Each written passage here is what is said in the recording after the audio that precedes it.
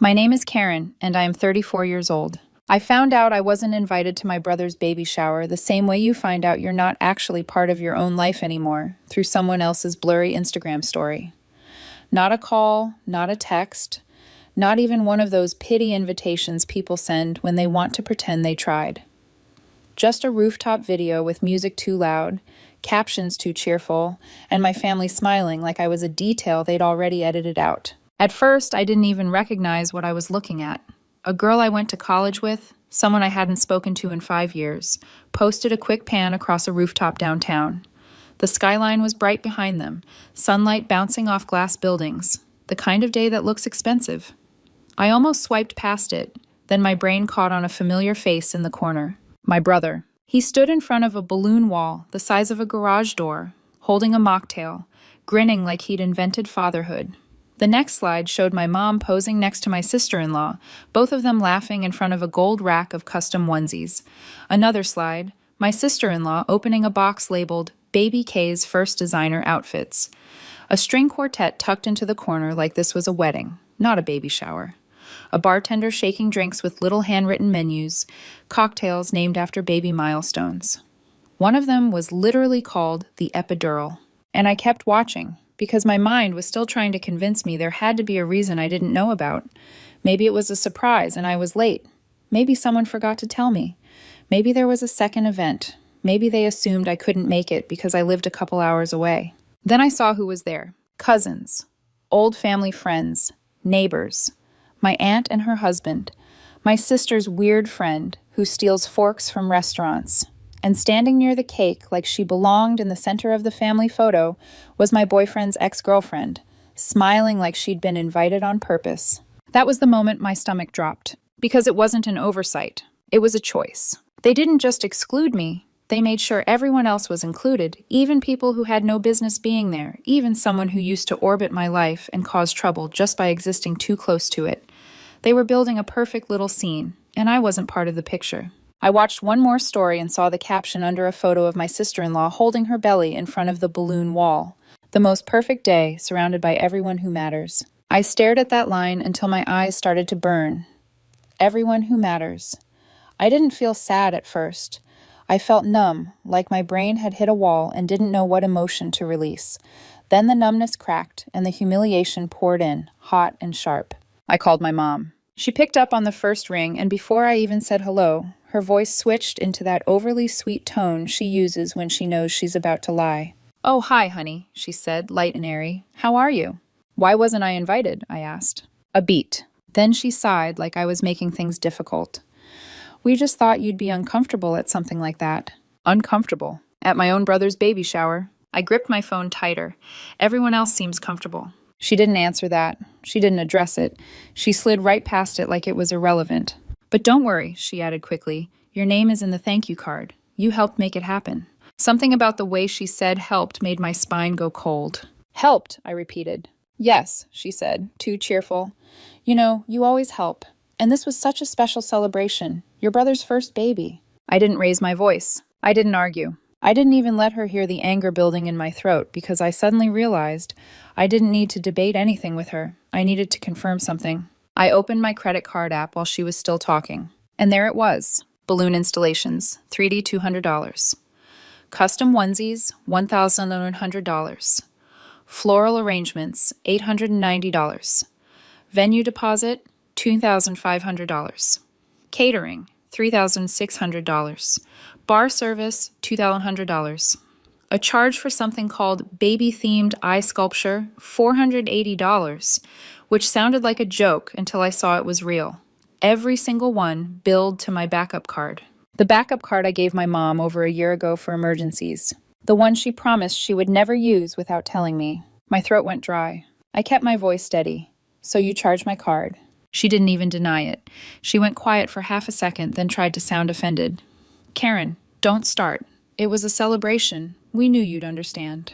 There it was again, not asking, assuming. I didn't tell her I could see the charges. I didn't give her the satisfaction of hearing me react. I just let her finish whatever justification she thought would work. And then I said, "I have to go." I hung up. My hands didn't shake. That was what shocked me most. I expected rage. I expected tears. What I felt was a strange, calm clarity, like something had finally snapped into focus after years of being blurry. I went online, froze the card, and filed a fraud report. When the bank asked if I recognized the merchant names, I said yes. When they asked if I authorized the transactions, I said no. When they asked if I knew who might have used the card, I told them the truth. It was family, and I didn't approve a dime. I was still sitting there when I saw the final straw. 2 hours after my call with Mom, my sister-in-law posted again, a perfect photo of her holding her belly in front of the balloon wall, gift bags stacked around her, smiling like a celebrity on a red carpet. The caption read, "Fully funded by our favorite fool."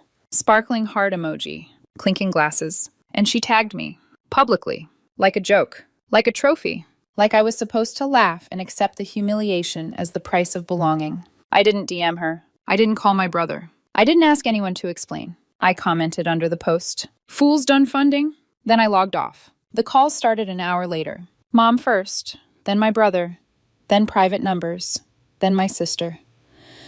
My phone looked like it belonged to someone being hunted, and I knew exactly why they were calling. Not because they were sorry. Because the bank was reversing charges, vendors were asking questions, and for the first time in their lives, they were going to have to explain how a rooftop baby shower ended up paid for by someone they didn't even invite. That was their first mistake, thinking I'd stay quiet. Because I wasn't just pulling the card, I was pulling the plug on everything. The morning after I commented, "Fool's done funding," my phone looked like it belonged to someone being stalked. 17 missed calls, 9 voicemails, texts in rapid bursts from 3 different family group chats I usually ignored unless someone died or got engaged. Overnight, I had become the most important person in the family again, not because they missed me, not because they regretted excluding me, but because the machine they built their comfort on had finally jammed.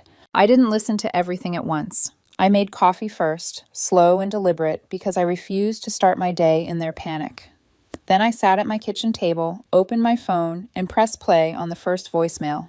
It was my brother. No hello. No, are you okay? No, why weren't you here? Just him, mid-rant, voice tight and furious, like he was arguing with a customer service rep. "So you're really doing this over a couple party charges," he snapped. "You couldn't just call me. You had to make it this dramatic. You think freezing the card and acting like a victim makes you look good." The way he said victim made my jaw clench, like I was performing, like I was being theatrical for attention. He sounded less mad about the money and more mad that I'd disrupted his perfect event, like I'd ruined the Instagram aesthetic by refusing to quietly sponsor it and smile from the shadows. I listened to the second voicemail. "Mom!" Her voice was shaky, not from sadness, but from the realization that her setup was slipping. When Mom panics, she doesn't get emotional first. She gets strategic. She tries to talk you into doubting your own boundaries. "I just don't understand why you're doing this," she said, voice soft, like she was comforting me. "We're family. You've always helped before. It was a celebration. Your brother's first baby. We didn't think you'd mind." Didn't think I'd mind. That line played on a loop in my head because it was never about asking. It was always about assuming. They had decided I was a silent donor, a bank account with no face. They didn't invite me because, in their minds, my presence was optional. My money wasn't. Then came the text messages from my sister, the one who could type more insults per minute than anyone I'd ever met. "Okay, this is getting out of hand. You made your point. Call the bank and reverse it before someone sues. I get that you're hurt, but this is petty. Mom's crying BTW. Not one apology. Not one question about why I felt excluded. Not one acknowledgement that my sister-in-law had mocked me publicly and tagged me like I was a joke. Just panic. I turned off notifications. And then I did the thing I'd never done before. I stopped reacting emotionally and started thinking practically. I pulled out a notebook and made a list. Not a petty list, a real list. The kind you make when you realize you've been quietly underwriting an entire family's lifestyle and they've trained themselves to forget it counts. At the top, I wrote one sentence. Everything I've paid for has a name. Then I started writing. My sister's rent. 5 months. She'd promised she would pay me back when her freelance business took off. It never did. She always had a reason. A slow month, a late client, a surprise expense that somehow became my problem. My brother's temporary loan, $2,000. He called 6 months ago saying he just needed to float it until my sister-in-law's maternity leave kicked in. He never paid it back. He never mentioned it again. And I realized he hadn't meant it to be a loan. In his mind, it was a resource extraction, as natural as breathing. The apartment lease I co-signed for my sister so she could get approved faster. The way Mom had thanked me at the time, like it was a sweet gesture, not a legal risk. The emergency card I gave Mom, just in case, because she swore she'd only use it if something serious happened. Apparently, a rooftop balloon wall counted as serious. I stared at the list and felt something settle in me. This wasn't revenge. This was balance. So I started pulling threads. First, my sister's lease. I called the management company, confirmed my name was still attached, and began the process to remove myself. It took paperwork and a fee, but I paid it gladly. I imagined her trying to renew her lease later, imagining her face when she realized she couldn't leverage my stability anymore. Then my brother's debt. I didn't threaten him. I didn't send a dramatic text. I forwarded the unpaid amount to a collection agency I kept on retainer for my business clients. It wasn't personal. It was business. Let him explain to my sister-in-law why a collections notice showed up in their mailbox during her pregnancy. Then Mom's car. The car I had paid off because she couldn't sleep, knowing she still owed the bank. The car that was still registered under my name because she never bothered to finalize the transfer. I didn't take the car. I didn't repo it. I simply filed the request to transfer the title back to the loan agency and flagged the registration issue so it would be corrected properly. Let her figure out why her insurance spiked and the plates got flagged. Let her feel for once what it's like when convenience disappears. That afternoon, my phone buzzed again. This time, it wasn't a call or a text. It was a screenshot sent by someone I barely knew, someone from my extended family who had been at the shower. It was a Facebook post. My sister-in-law had written a long passive-aggressive paragraph about entitled relatives who think money equals love and how some people will never understand family values. Underneath it, in the comments, my mother had replied, "You're absolutely right. Some people only know how to take things away." I stared at that comment until my throat tightened. They had stolen from me. They had excluded me. They had mocked me publicly. And now they were painting themselves as victims because I refused to keep funding them. I didn't comment. I didn't argue. I didn't defend myself in their little echo chamber. Instead, I opened my own profile and posted one clean screenshot. My credit card statement. Every charge, every vendor, every number. No redactions, no caption, no dramatic explanation, just evidence. 10 minutes later, the group chats went quiet. That silence was louder than any apology I'd never get. But the real consequences didn't arrive online. They arrived in the mail. A few days later, I received an email from the Rooftop venue. Apparently, when the bank reversed the charges, the venue reached out to my brother and sister-in-law for alternate payment. They ignored the invoice. So the venue sent the unpaid balance to collections, and because the original payment was tied to my card, they copied me on the notice. That was the moment I realized something they hadn't fully understood yet. This wasn't just about me getting my money back. This was going to stick to their names now, not mine. Every vendor they ghosted. Every deposit they pretended didn't matter. Every contract they signed with my money and their smiles. It was all coming due, and the people who wanted to be paid didn't care about family. My brother texted again that night, tone shifting from rage to desperation. "Can we please talk?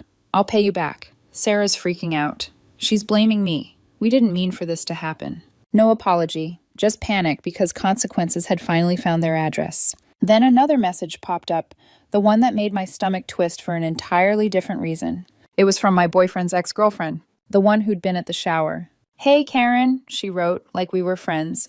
"Crazy situation. Just wanted to say you didn't deserve that. Also, are you still with him?" I stared at the screen, feeling that familiar irritation rise. She wasn't asking out of concern. She was fishing. She was hovering near the wreckage, trying to see if she could benefit from it. I blocked her without responding. Then I went back to my list and added one more line at the bottom, a sentence that felt like a promise. No more silent sponsorship. No more emergency card. No more being grateful for crumbs of inclusion. If they wanted me in their life, they would have to learn how to treat me like a person, not a payment method. And based on the way my phone kept buzzing, I knew they were about to learn something they'd avoided their entire lives. What it feels like to live without me fixing it. The silence didn't last. It never does with families like mine. Silence is only tolerable when it's serving them.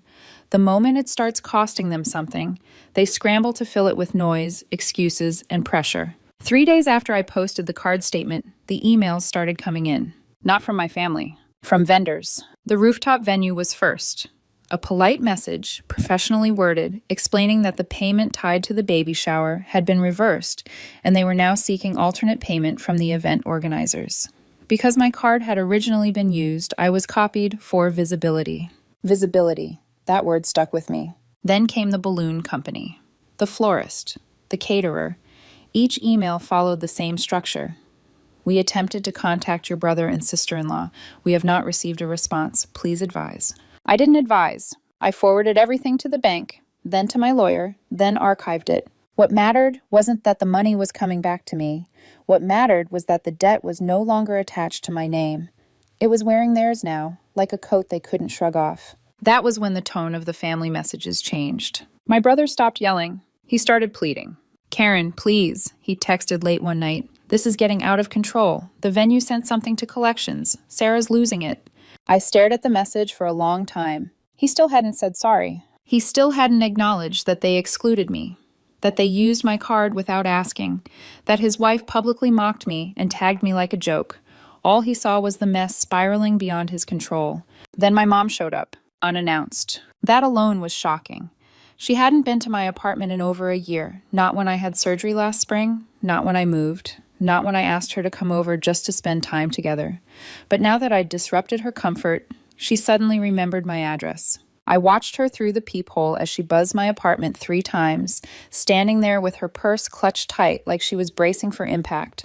I didn't open the door. She texted, "I'm not leaving until we talk." I didn't respond. 20 minutes later, I heard raised voices in the hallway. The building manager politely but firmly asking her not to block the entry. I stayed silent, heart pounding, but steady. When she finally left, she sent a voicemail. Her voice cracked in that familiar way, the way that always used to pull me back in. "I never expected it to go this far," she said. "You're tearing the family apart, Karen." I deleted the voicemail, because she still didn't see what she'd done. She saw my reaction as violence, my boundary as betrayal, and I was done trying to translate reality for her. That night, I did one more thing. I sent a single email. It went to my brother, my mom, and my sister. No subject line. No explanation. Just a PDF attached. Inside it was everything. Every payment I'd made on their behalf in the last 2 years. Dates, amounts, screenshots, notes, rent support, loans, deposits, co-signed obligations, emergency transfers. It ended with a clean, unemotional total at the bottom. Total support given, unreturned, $48,370.14. Total support going forward, $0. I didn't threaten them. I didn't ask for repayment. I just showed them the truth they'd worked so hard not to see. No one replied. But 2 days later, my sister posted a photo on Instagram. She was sitting on the floor of an almost empty apartment, holding a cardboard box of takeout.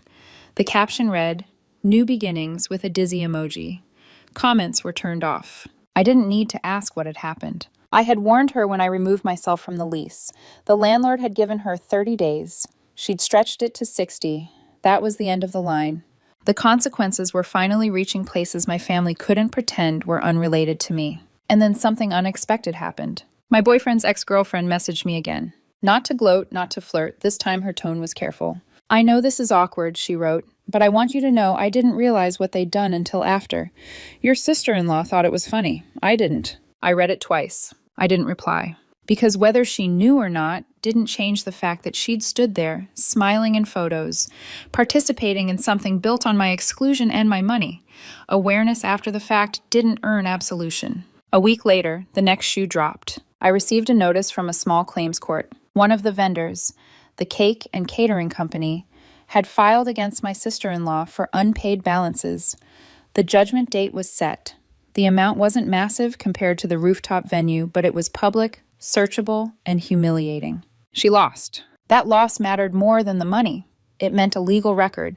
It meant consequences that couldn't be smoothed over with a phone call or a guilt trip. The day after the judgment, my brother emailed me. Not a text, not a call. An email. Short, plain, miserable. "Karen, I screwed up.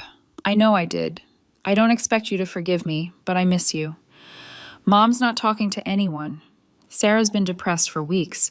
I feel like we broke something that can't be fixed. I just wanted to say I'm sorry.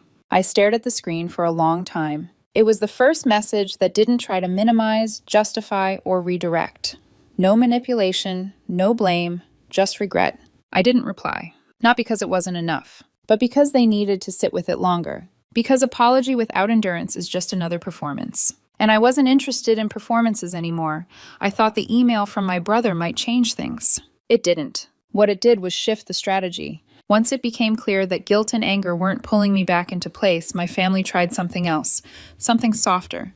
Something that looked like reconciliation, but felt suspiciously like another attempt to reset the board without admitting what they'd actually done. The first sign came in the mail. A thin envelope, cream-colored, with my name written in my mom's careful handwriting. Inside was a thank you card. The same card she'd mentioned on the phone, the one she said my name would be in, the one that supposedly proved I'd been included in spirit, if not in person. I opened it slowly. There were 2 names written inside. My brother's, my sister-in-law's. That was it. No mine. No with love from. No afterthought. No scribbled add-on like someone realized too late they'd been caught in a lie. Just confirmation, neat and final. They hadn't forgotten to include me in the card. They'd never planned to. I didn't tear it up. I didn't throw it away right then. I set it on the counter and stared at it for a minute, letting the disappointment settle into something quieter and more durable. Then the gifts started. A basket appeared at the front desk of my office building one afternoon, wrapped in cellophane with a lavender ribbon. My receptionist said someone had dropped it off that morning. No name, no explanation. Inside was a bottle of overpriced wine, a box of imported cookies, and a tiny pink onesie folded neatly on top. It said, "Best aunt ever." Tucked under the bow was a folded card. Let's not throw away what really matters. It was signed by my brother and his wife. No apology. No acknowledgement. Just a soft pitch for reconciliation now that the bills were landing and the heat was on. I thanked my receptionist and told her to keep it or toss it. I didn't care which.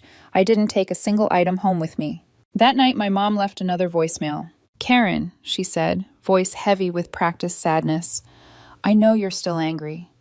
I know mistakes were made, but punishing everyone like this, you're better than that." There it was, the flip. She couldn't admit wrongdoing without reframing my response as cruelty. She couldn't say sorry without turning it into an indictment of my character.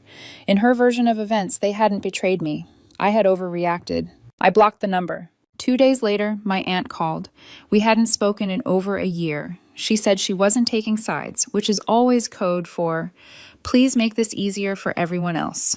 She told me the family was falling apart and maybe I should be the bigger person and go talk to my mom. I hung up. I wasn't trying to be bigger. I was trying to be real. Then something else shifted, not privately, but publicly. A friend sent me a screenshot from a private Facebook group for local parents. Someone had posted anonymously about a difficult financial situation with a new baby and unpaid event fees that were threatening legal action. The details were vague, but the comments weren't. People recognized the shower. They'd seen the photos. They connected the dots. The replies were brutal. Someone messaged me another screenshot later that day. One of the vendors had taken my sister-in-law to small claims court over an unpaid cake and catering bill. She lost. I didn't feel satisfied. I felt validated. The next day, my brother emailed again, shorter this time. He said he didn't expect forgiveness. He said he just wanted me to know he understood how badly he'd messed up. He said Mom wasn't speaking to anyone. He said his wife had been depressed for weeks. I didn't reply. Not yet. Because the silence was doing more work than any argument ever could. A few days later, all 3 of them showed up where I least expected it. My cafe. The one I go to every Saturday morning like clockwork. The place where the barista knows my order and no one asks me for anything.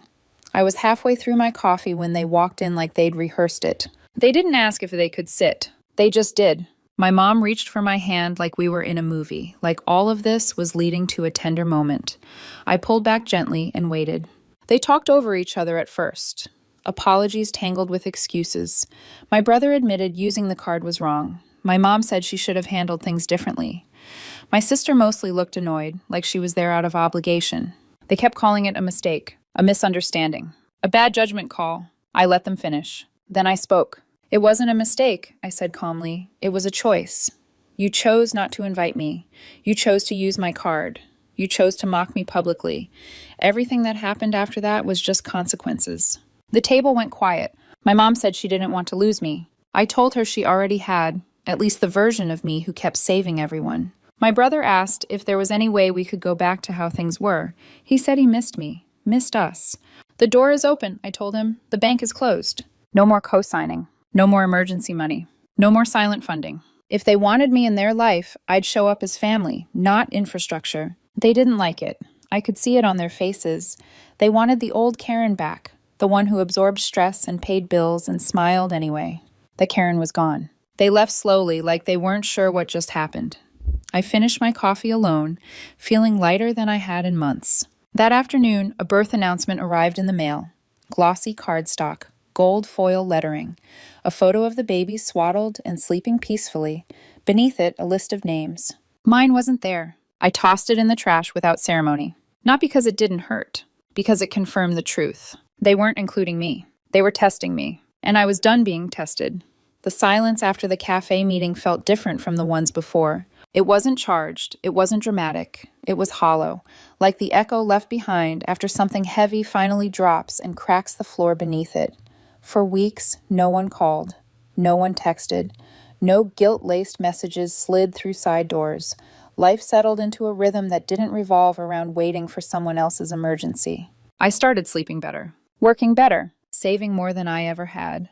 The calm felt earned, and I had no intention of disturbing it. That's why I picked up the phone when Darren called. Darren was an old friend, someone I trusted without hesitation. We hadn't talked in almost a year, but when I saw his name, I answered instinctively. "Hey," he said, "this is probably none of my business, but I think you should see something." "What?" I asked, already feeling that familiar tightening in my chest. "I was scrolling Marketplace," he continued, "and I'm pretty sure your brother's wife is selling your old MacBook." That stopped me cold. "What MacBook?" I asked, even though I already knew. "The silver one," he said, with the scratch near the trackpad. "The wallpaper. I recognize it. That hiking photo of you and me. You never changed it." My stomach dropped. I'd left that laptop at my mom's house over a year ago when I upgraded. I hadn't cared what happened to it. It wasn't about the device, it was about the pattern. Darren sent the link. There it was, listed under my sister-in-law's account. Same model, same damage, same serial number, barely visible in one of the photos, matching the records I still had saved in my email. They were still extracting value from me, even in scraps. I messaged her once, not accusatory, not emotional. "Hey," I wrote, "quick question. Where did you get the MacBook you're selling?" 2 minutes later, she replied. "Oh, that," she said. "It was in some boxes from Mom's house. Figured no one wanted it." I stared at the screen. "It's mine," I replied. She left me on red. That was all I needed. I didn't argue. I didn't demand. I didn't escalate emotionally. I reported the listing as stolen property, attached the serial number, and closed the app. A few hours later, the listing disappeared. That night, my brother texted me. "Really? Over a laptop?" I didn't respond. 3 days later, my mom sent a long email about downsizing.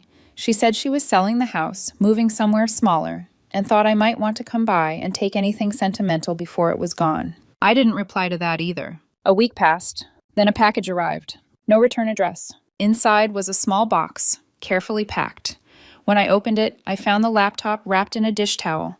No note, no apology.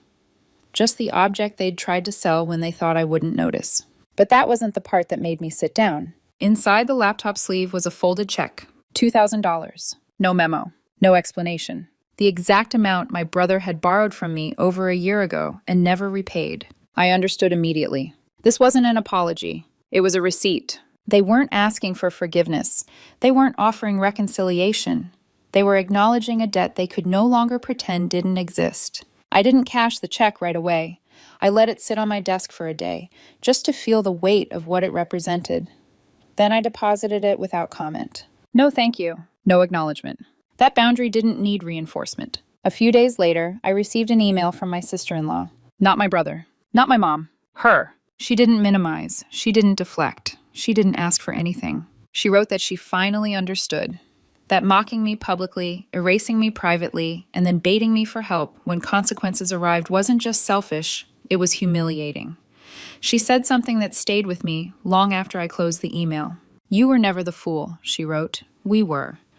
We thought we could spend your money and still keep your respect." There was no request in her message, no invitation, no expectation, just ownership. I forwarded the email to my brother with a single line. That's how you say sorry. I didn't hear back. And I didn't need to. Because my life had already shifted into something quieter and sturdier. No surprise charges, no late-night panic calls, no emergencies that somehow always landed on my shoulders. They still reached out sometimes. A birthday text, a holiday photo. I responded politely when I felt like it, briefly, without opening doors I'd already closed. I never unfroze that card. It's still in a drawer, cut cleanly in half, taped to a piece of paper. On that paper, I wrote 2 words in thick black ink. Never again. I don't know if my family will ever fully understand what they did. I don't need them to. What matters is that they finally understand what I will no longer do. And for the first time in my life, that feels like peace.